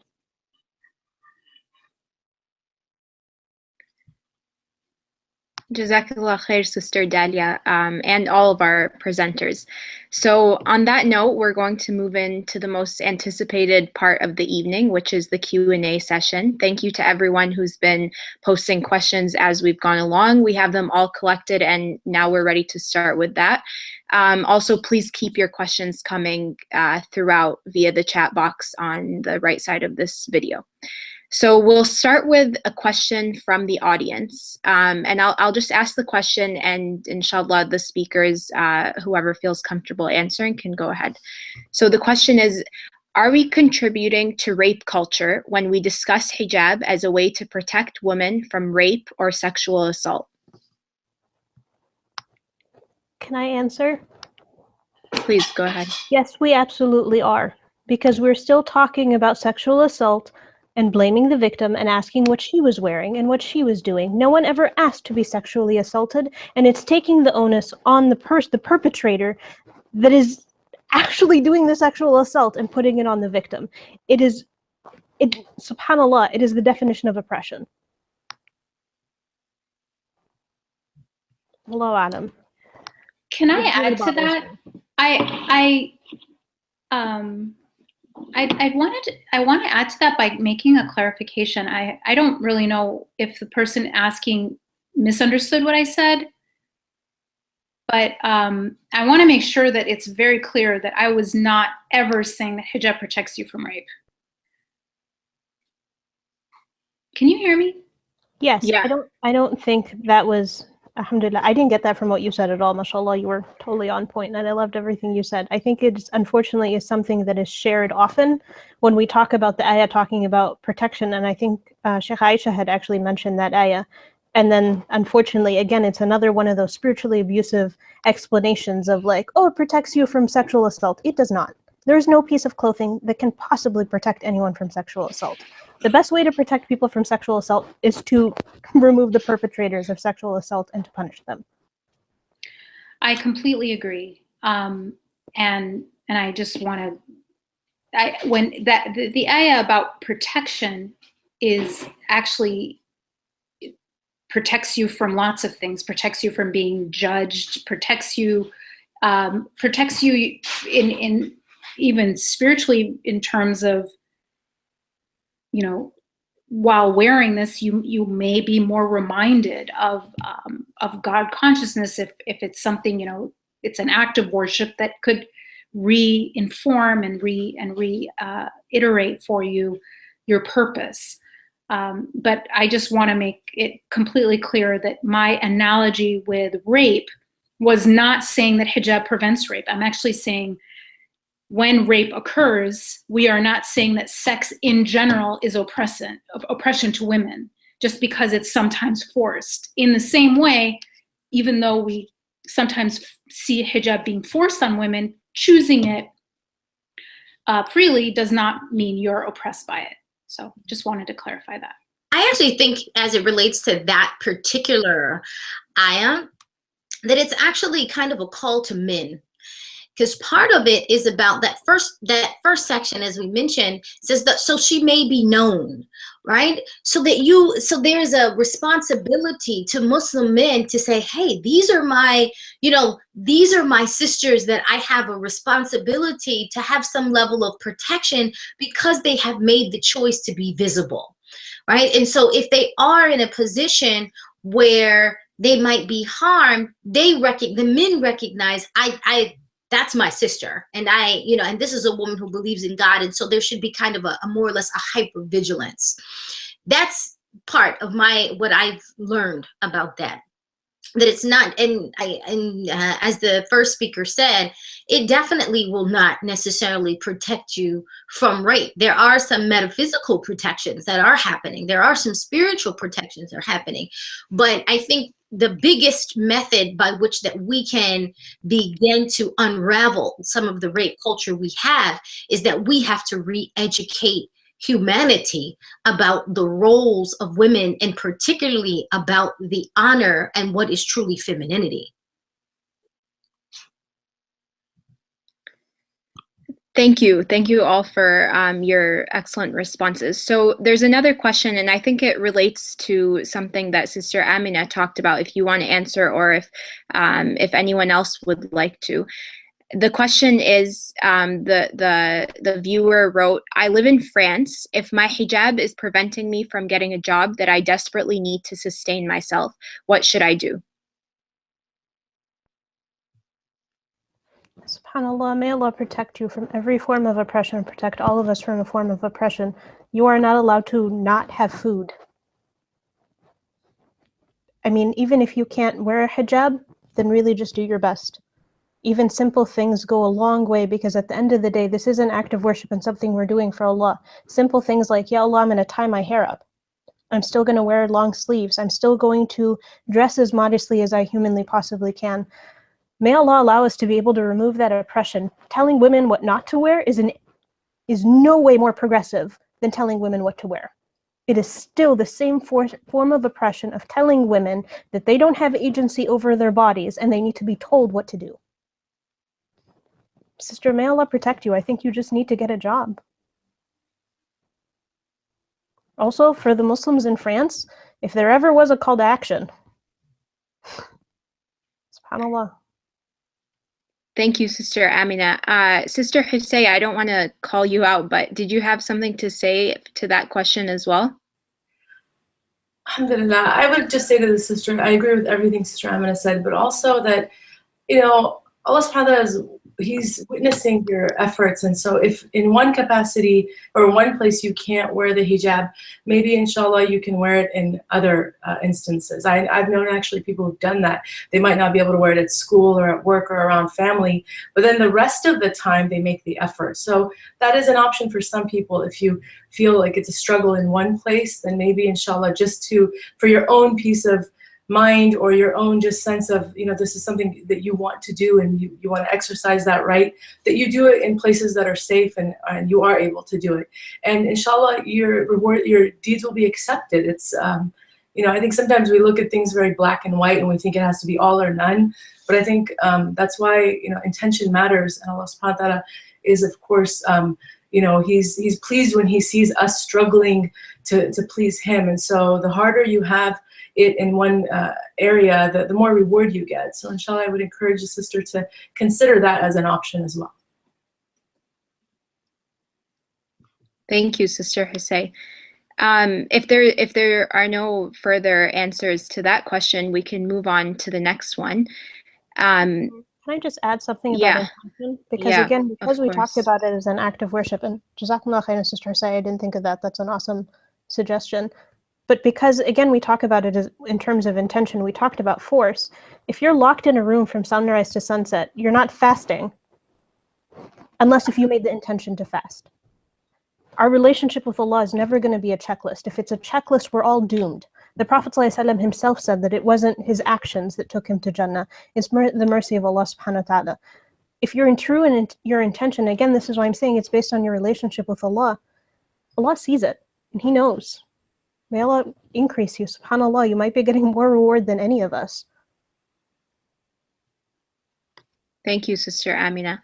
So the next question is from a viewer in the audience who asked, how do I answer people, particularly people of other faiths, when I'm asked, why did I choose to wear hijab while my sisters do not?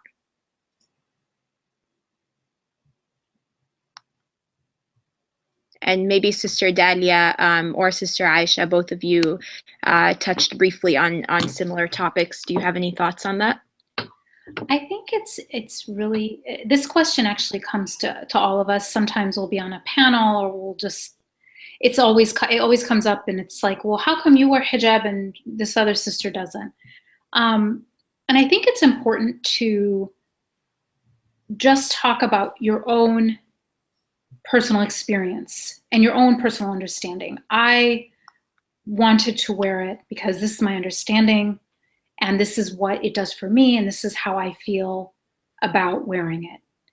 And not refer or project or compare yourself to anyone else. And I think doing it that way is usually the best way to approach it. It's really important that we not allow hijab to become like a wedge issue, even though it sometimes is in our community. We have amazing sisters who wear it, amazing sisters who don't, and we should not let it be something that divides us. And so we can assert our own commitment to it without diminishing anyone else. Thank you, Sister Dalia.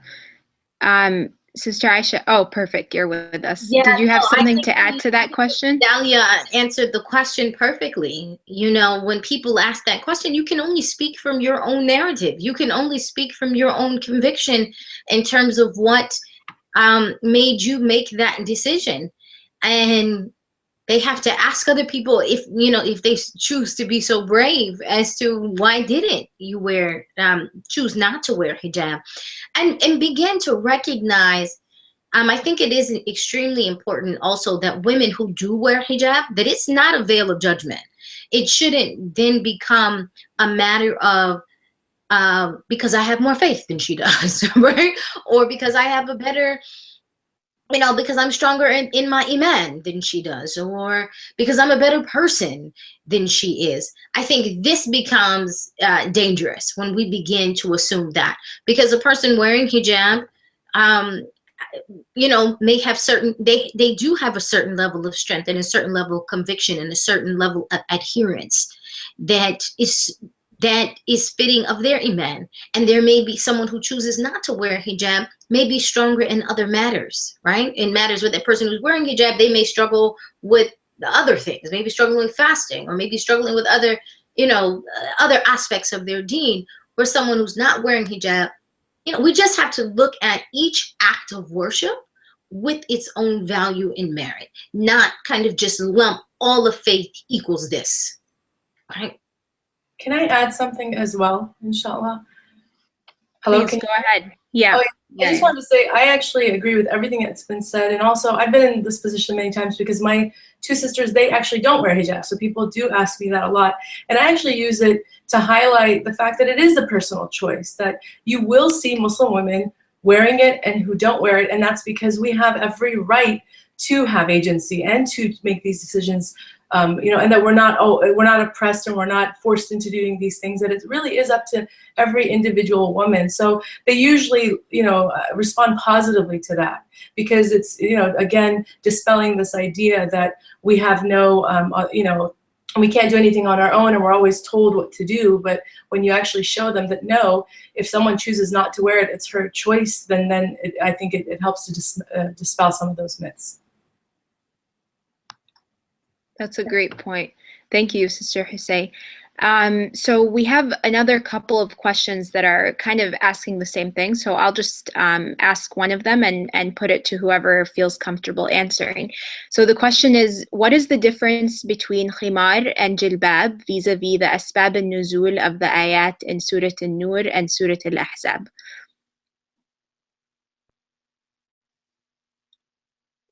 And I guess the second part of the question, or a separate question that's similar, can you please elaborate on the khimar? Some argue that the covering prescribed in the Quran is specifically only for the chest and not implying the head covering.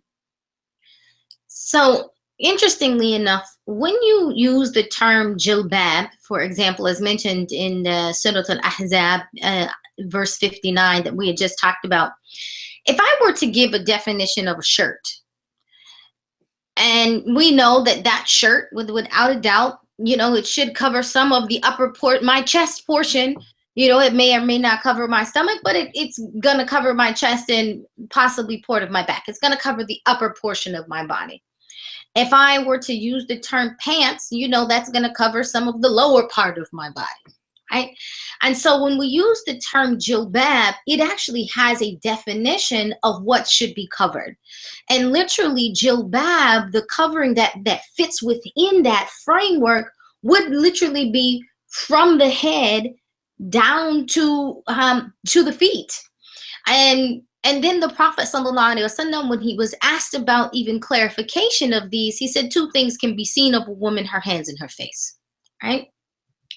Then when we use the term khimar, khimar actually is the one that would cover, if I were to use the term khimar, it wouldn't just be the chest area. It would actually be something that covered the head and would then flow to the chest to cover the bosom. And a lot of this comes from culturally, many Arab women of the time when this verse was revealed, it was actually normal for them, many of them, to already cover their head. So this specific the specificity that was given as a result about covering the chest was because they already had a veil on their head, so there was kind of like in addition to, right? And so these are the 2 things as it relates to that. Well, Allahu Ta'ala. Thank you, Sister Aisha. Sister Amina, did you want to say something, or we can move on? Definitions, and mashallah, she did great. Alhamdulillah, I agree. Okay, great. So the next question, hold on, let me just go through them. Okay, so this is a question that I think a lot of us get often, and it is actually related to the one that was just asked. Why is covering the hair a sign of modesty? Doesn't wearing modest clothing suffice?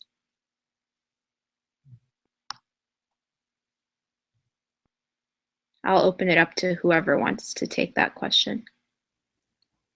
I'm sorry, I didn't hear you. Something happened and I wasn't able to hear the question. Could you please repeat? Yeah, so the question is, why is covering the hair a sign of modesty? Doesn't wearing modest clothing suffice?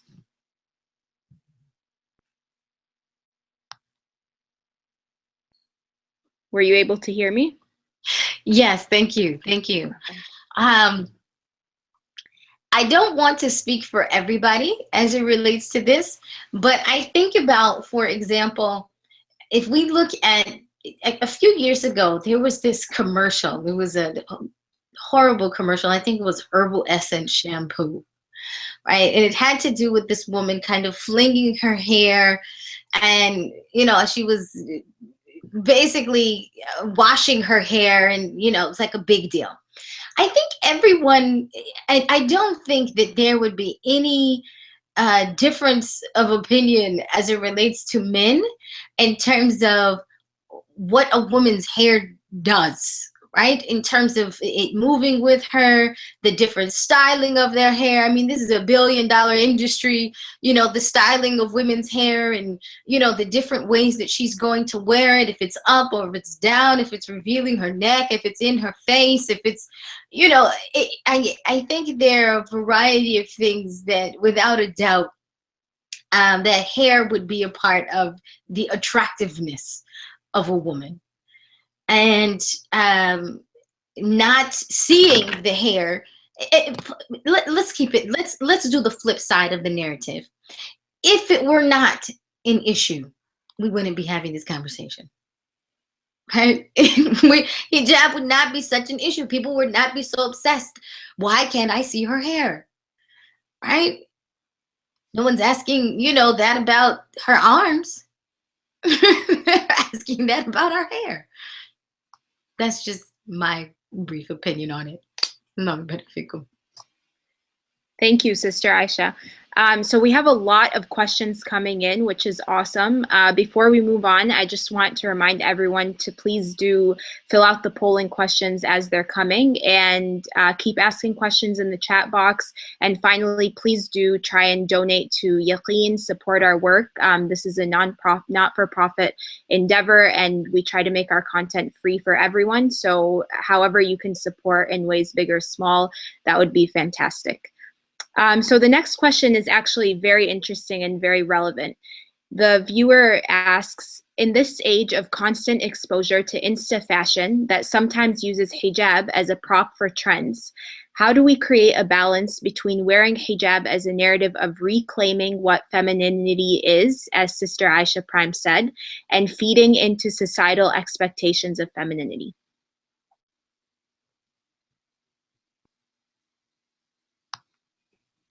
Since I brought this up, I will actually at least address this question. I think that there is there's a misnomer that in order to be Muslim or to even be empowered means that you don't like fashion, right? And fashion is an art. It's a living, wearable art. And in addition to, it speaks to a time, and it speaks to culture. And so with those trends, I think to say that Muslim women would not necessarily want to be a part of those trends is to mix apples with oranges. And I find that deeply problematic, and I'll tell you why. If we were to look at, for example, the very normal, jilbab that I want to say actually the abaya, right? This kind of black abaya that's long, it's flowy, it drags in the back. This is a very Arab style method of wearing hijab, right? Or jilbab. This would be an Arab definition of that. And it's a design, right? It's a design that meets those requirements that we talked about.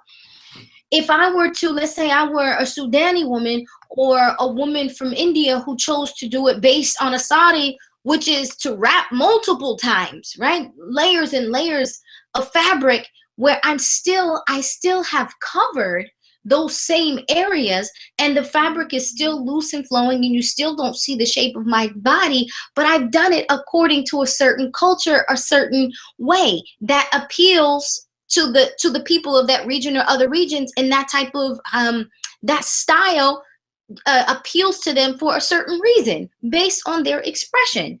So again, as time changes and different trends come out, to think that Muslim women aren't going to be attracted to certain trends or certain styles, I don't find that problematic. It only becomes problematic when those trends compromise the definitions of the terms by which we said we're going to cover our bodies. But I mean, there are countless of designers these days. I mean, honestly, to name, where Muslim women are still meeting the requirements of their faith without compromising what appeals to them and what appeals to them in terms of customs and styles and designs and shapes. I don't think they're mutually exclusive. Thank you so much for that. The next question I'm going to direct to Sister Dalia and Sister Hosai, if that's okay, because I think both of you touched on similar topics. So the question is, there is so much pressure on us to perform as Muslim women who wear hijab. We're judged by non-Muslims every time we walk out of our homes, and we're judged by other Muslims on how we choose to wear our hijab. How do we manage this without draining ourselves? Bismillah ar-Rahman ar-Rahim. Thank you for that question. And I think it actually touches on something that's really important, which is the idea that hijab is a badge of perfection. That you wear hijab because you're perfect. And if you wear it and you're not perfect, then you should be more ashamed than if you weren't wearing it and did the same thing. And I completely disagree with that. Hijab is an act of worship. Like salah is an act of worship, fasting is an act of worship.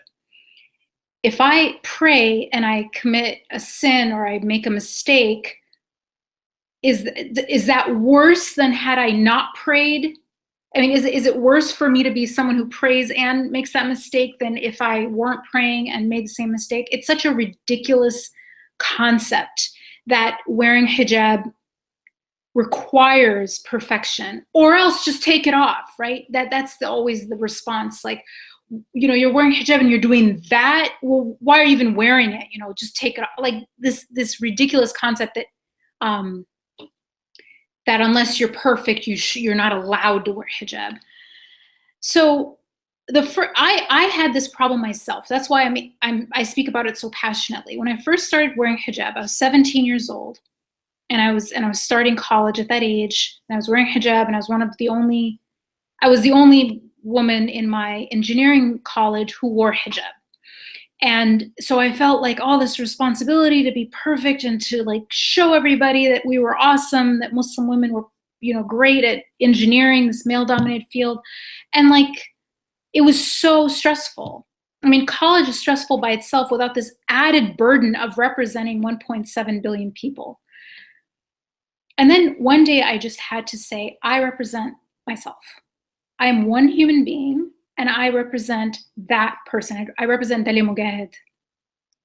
And when I do terrible on a school project because I didn't understand it, I did not let down the ummah.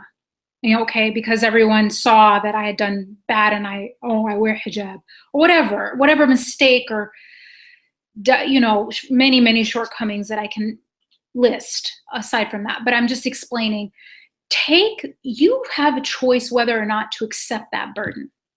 You have a choice. I had a choice. Even when people were trying to put that burden on me, I had a choice whether or not to accept it. And then one day I said, I'm not going to accept it. I refuse to accept it because I couldn't bear the weight. And that's why people get burned out and take off hijab. So many of my friends have said, I just was tired of representing all the time, responding all the time. I get it. I get that stress. So just stop.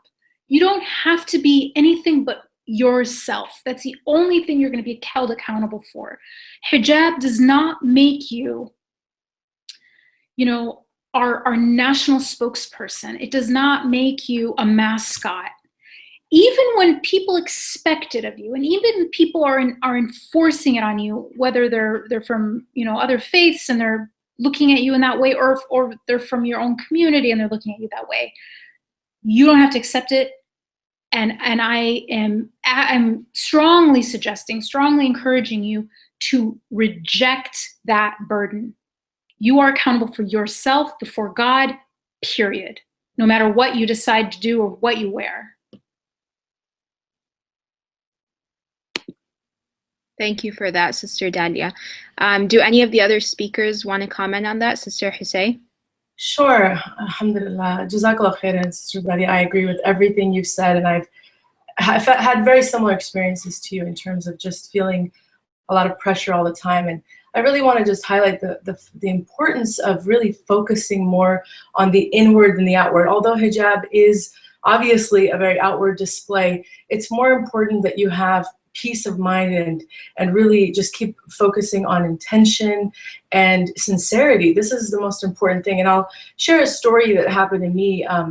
Again, many years ago in college, similar to Dalia, I felt the same pressure to always be perfect. And I was the president of MSA, so people had a lot of expectations from me. And I dressed in a way that I really wanted to, you know, just basically display how proud of a hijabi I was. So I used to wear all black sometimes, and I would walk around kind of with a scowl because I wanted to show people I'm strong. And it was the focus I had was so much on my outward. So one day I was at the airport, and I was actually waiting for someone to come and pick me up for a ride. And while I was waiting outside for the ride, I saw a car pull up, and this woman gets out of her vehicle, and she is basically almost half naked, and she's wearing like a tank top and really short shorts. And again, just to show you what can happen when your mind isn't, you're not focused on the right thing. I sat there and I completely judged her. I was looking at her going, astaghfirullah, look at her. This is so lewd. It's so inappropriate what she's wearing. It's not even that hot outside. And I just had all these terribly negative thoughts about her. Now, I kid you not that this happened. And by Allah, all of a sudden I look at, she's coming directly towards me. And I kind of panicked because it almost felt like, astaghfirullah, she was listening to my inner thoughts. Like I just felt very exposed, like, oh my God, does she know what I'm thinking of her? Because she just directly started walking towards me. So I, got ready to maybe for a confrontation. I didn't know what to expect. She comes to me and she says, Assalamu alaikum. And she's so incredibly embarrassed by the way she looks. And she says, please forgive me for the way I'm dressed. I know this is so inappropriate. I'm actually a convert to Islam.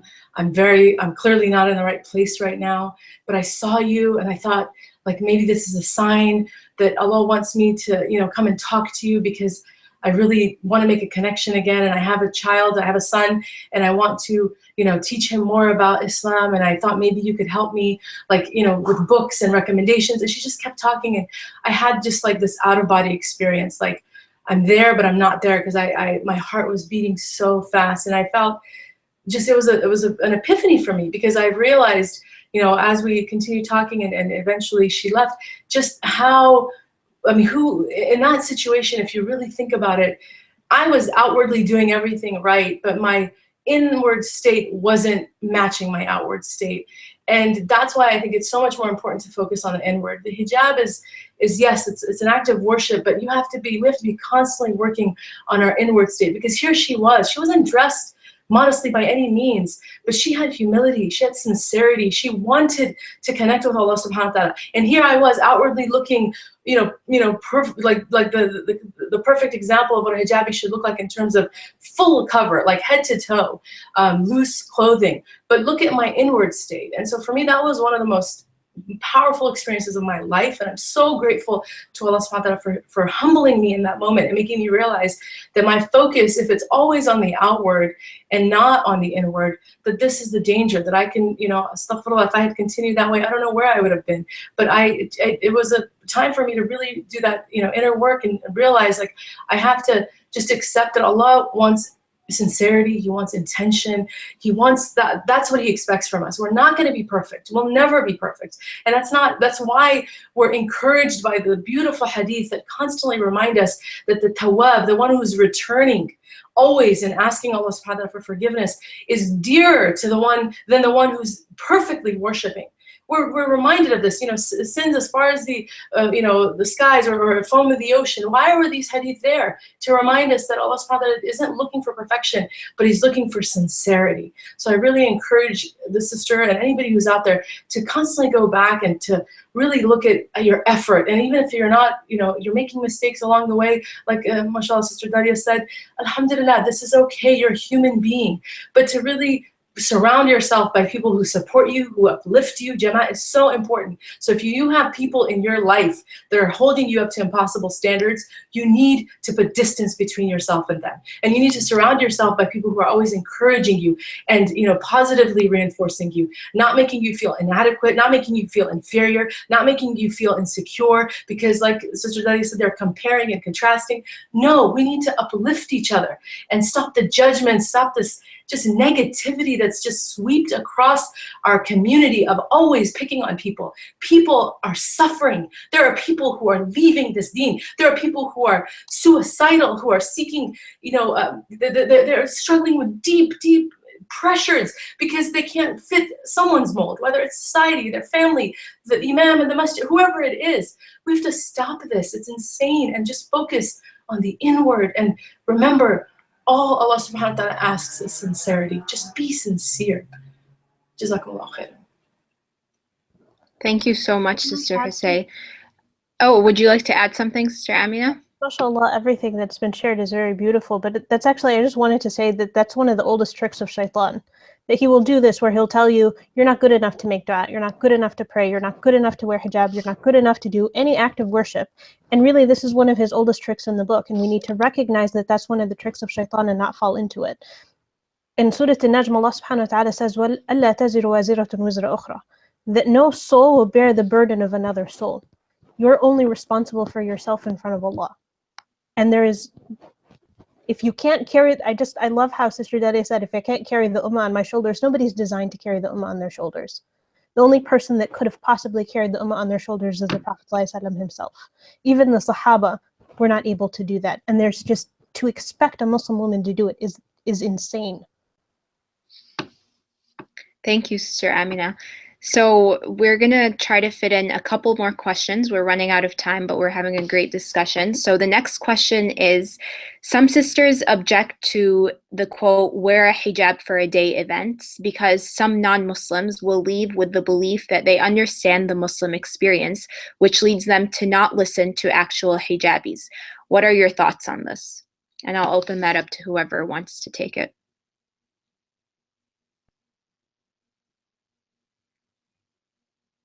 I think Sheikh Aisha had actually talked about that a little bit, so I think. I want to make sure I understand the question, and that was that some people object to the wear hijabi day because non-Muslims would leave feeling that they understand the life of a hijabi and then not listen to hijabis? Yes, so I think the complaint is that people who will wear hijab for a day will feel like they now understand the experience of what it means to wear hijab, which is not necessarily representative. I believe that people are more intelligent than that. And what I mean by that is if I visited a hospital for a day and, you know, were to shadow a doctor, I may get a glimpse into, you know, a day of his life. But would I think that now I fully understand what it means to be a doctor? No. And so I'm a little bit confused about thinking that then they would no longer listen to hijabis. I'm not sure I'm actually thinking that, for example, people who usually walk a day in someone else's shoes, they usually become more inclined to listen and to say, wow, you know, this takes more, usually people who wear hijab for this as, wow, this takes more courage than I actually thought.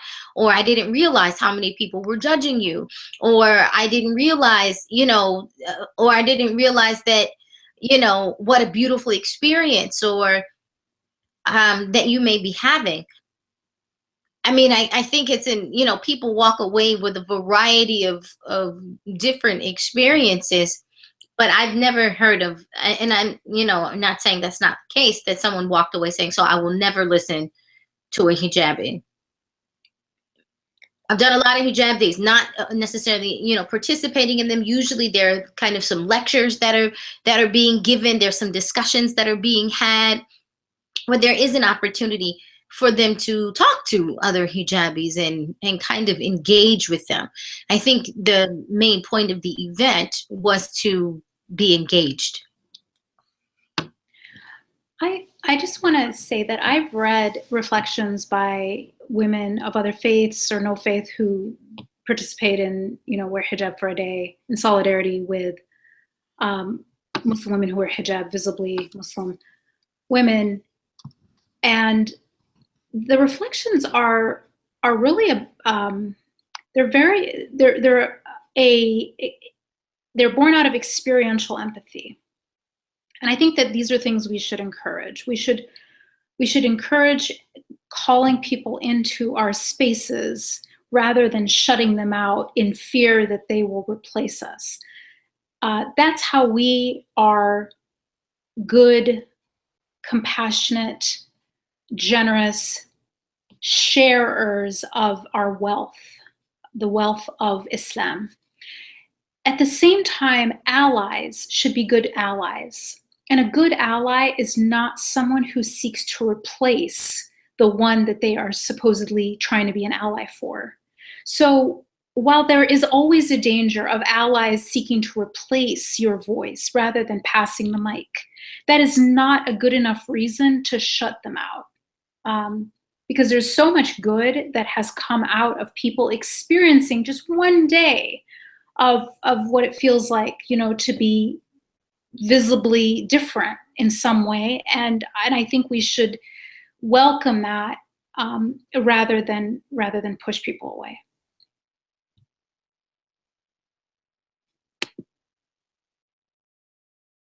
Thank you, Sister Dalia.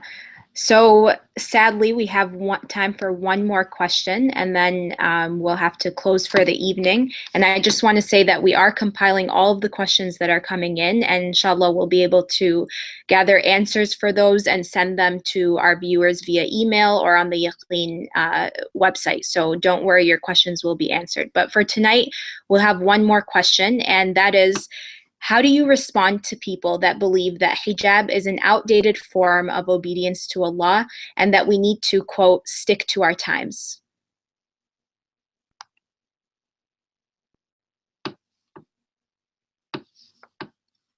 And any of our speakers can take that, whoever feels comfortable. I think there's an assumption in that the human experience has changed. Women were the more beautiful gender 1,400 years ago, and they still are. And we have not fundamentally changed as human beings. And if that were the case, if we had fundamentally changed as human beings in need of new revelation, then we would have had a different prophet by now.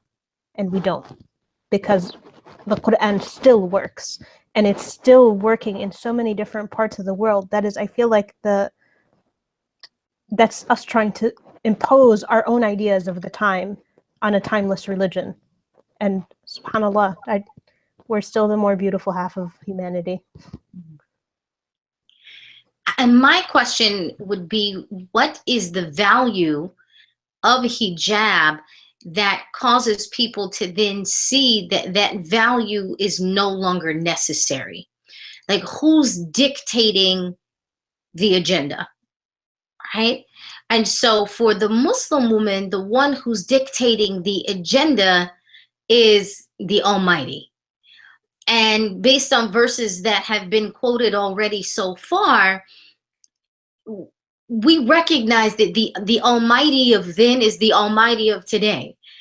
And the one who was speaking to us then is speaking to us today. That the Quran is not something that it is, you know, Sister Amina just mentioned, it wasn't something that was written and that was the end of it. The Quran is a living miracle that speaks to us, you know, very pertinent today. You know, it's still relevant. It still rings and breathes true.